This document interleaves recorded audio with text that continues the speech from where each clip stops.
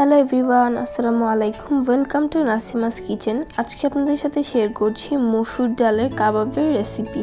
এর জন্য প্রথমেই 1 কাপ মসুর ডাল নিয়েছি এবং ডালগুলো আমি পানি দিয়ে ধুয়ে নেব। এরপর একটা প্যানে নিয়ে নিচ্ছি এবং এর মধ্যে দিয়ে দিচ্ছি 3 কাপ পানি।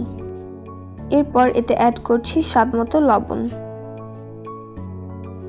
সিদ্ধ হওয়ার পর এভাবে শুকিয়ে গেলে নামিয়ে একটা বোলে নিয়ে নিচ্ছি। এবার দিয়ে দিচ্ছি পেঁয়াজ কুচি, ধনেপাতা কুচি এবং স্বাদমতো কাঁচামরিচ কুচি। এবার দিয়ে দিচ্ছি 2টি ম্যাগি স্বাদ ম্যাজিক, একটি ডিম এবং পরিমাণ মতো ব্রেড ক্রাম্বস। এরপর সবকিছু একসঙ্গে ভালোভাবে মেখে নিচ্ছি। মেখে নেওয়া হয়ে গেলে অল্প অল্প মিশ্রণ নিয়ে কাবাবের শেপ দিয়ে নিচ্ছি। এবার চুলায় একটা প্যানে তেল গরম করে কাবাবগুলো শ্যালো ফ্রাই করে নিচ্ছি। তৈরি হয়ে গেল মজাদার মসুর ডালের কাবাব। আজকের ভিডিওটি এই পর্যন্তই। দেখা হচ্ছে নেক্সট ভিডিওতে। আল্লাহ হাফেজ।